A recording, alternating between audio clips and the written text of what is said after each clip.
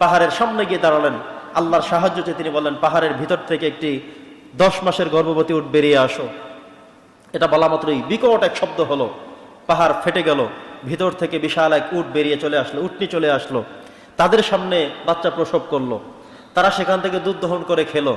এবার তারা বলল যে, সালেহ, তুমি এমন বড় এক জাদুকর, বিশাল এক পাহাড় থেকে তুমি উট নিয়ে আসলে, সেখান থেকে বাচ্চা সে জন্মদান করলো, এখন আবার আমরা দুধ পান করলাম, সবাই দুধ পান করলো, একে একে একে একে সবাই যতজন উপস্থিত ছিল তারা মনে করেছে দুধ শেষ হয়ে যাবে, তারা মনে করেছে সবাই দুধ পান করতে পারবে না। তো আল্লাহ তাআলার হুকুম মতো যেহেতু আল্লাহ তাআলা একটা মিরাকেল, একটা মুআজিজা হিসেবে উটকে দেওয়া হয়েছে, অতএব এটার দুধ তো সহজে শেষ হয়ে যাবে না। সবাই সেখান থেকে পান করলো, সবাই তৃপ্তি সহকারে পান করলো, প্রত্যেকের উদরপূর্তি ভাবে পেট ভরে ভরে সবাই খেলো। তারা শুকরিয়া আদায় করলো না এবং তারা সেটাকে গ্রহণ করলো না, রিসিভ করলো না। তারা যে কথা বলেছিল যে আমরা তোমার আল্লাহর প্রতি ঈমান আনয়ন করবো, বিশ্বাস স্থাপন করব, এবার খাওয়ার পরে বলল যে তুমি তো একজন জাদুকর মানুষ, তোমার থেকে তেমন জাদুকর মানুষ আর দেখিনি আর শুনিনি।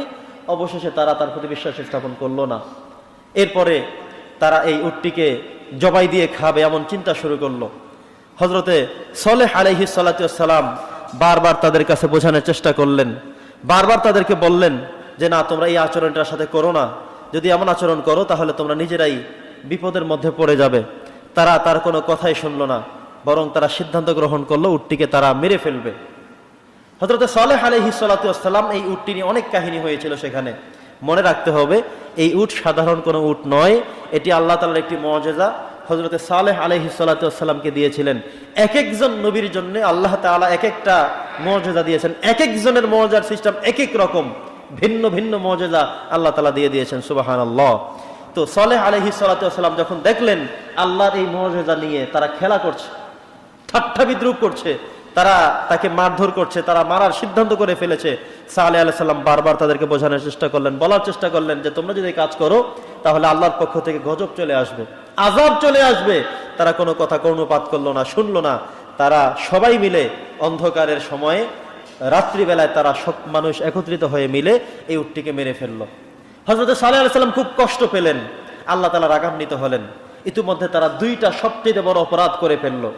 একটা অপরাধ হলো সালেহ আলাইহিস সালাতু ওয়াস সালামকে তারা অস্বীকার করলো।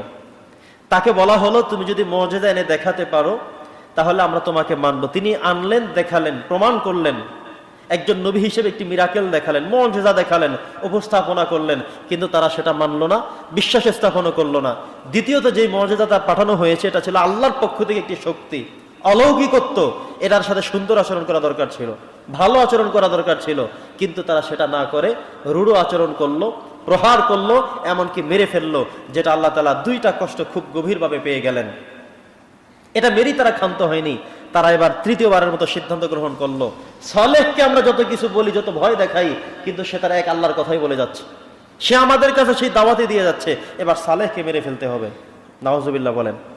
হযরতে সালেহকে মেরে ফেলতে হবে, তাকেও রাখা যাবে না, কারণ সেও আমাদের কথা শোনে না। এটা হলো তাদের সিদ্ধান্ত।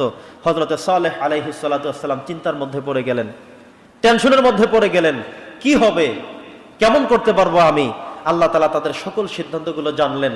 সালেহ আলাইহিস সালামকে আল্লাহ তাআলা বললেন, ইয়া সালেহ, আপনাকে আমি বলে দিচ্ছি, ওরা আপনার সাথে ইতিমধ্যে দুইটা অপরাধ করে ফেলেছে, বড় বড় ধরনের অপরাধ, যেটা মানবার মতো নয়, যেটা সহ্য করবার মতো নয়। তবুও আমি আল্লাহ তাআলা তাদেরকে এখনো আমার রহমতের চাদরের মধ্যে বেষ্টন করে রেখেছি। সর্বোপরি আমি সিদ্ধান্ত নিয়েছি, তারা তোমাকে যে কোনো মুহূর্তে, যে কোনো মূল্যে তারা তোমাকে মেরে ফেলবে। অতএব তার আগে তুমি কিভাবে পালাবে, কোথায় চলে যাবে, কেমন করবে, তুমি নিজে প্রস্তুতি গ্রহণ করো।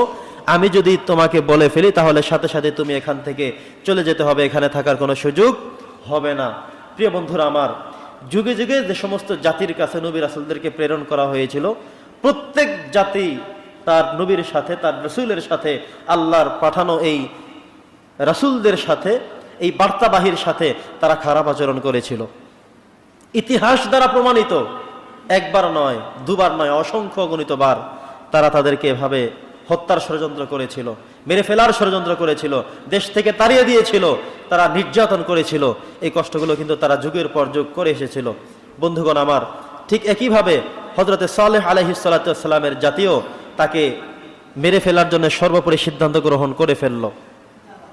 আল্লাহ সুবহানাহু ওয়া তাআলা এবার সিদ্ধান্ত গ্রহণ করলেন এবং সালেহ আলাইহিস সালামকে বলে দিলেন যে তারা আজকেই আপনাকে মেরে ফেলার সব সিদ্ধান্ত চূড়ান্ত করে ফেলেছে।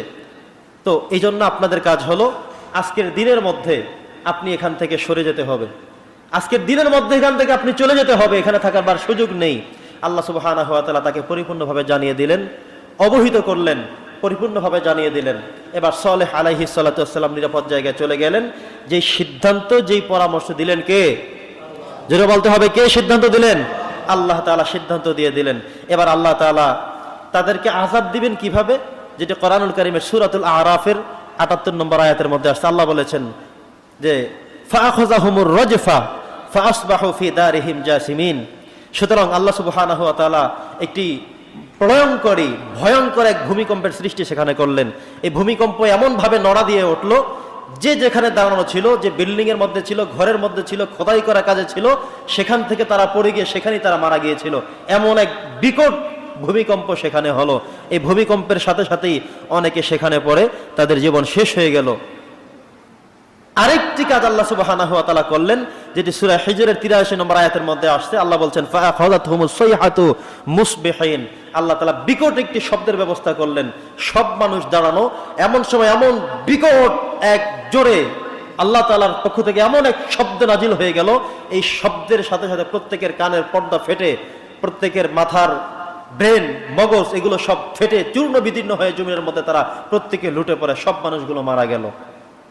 কথা কি বুঝতেছেন? কোন নবীর কথা বললাম? হযরত সালেহ আলাইহিস সালাতু ওয়াস সালামের উম্মতদের এই ছিল অবস্থা।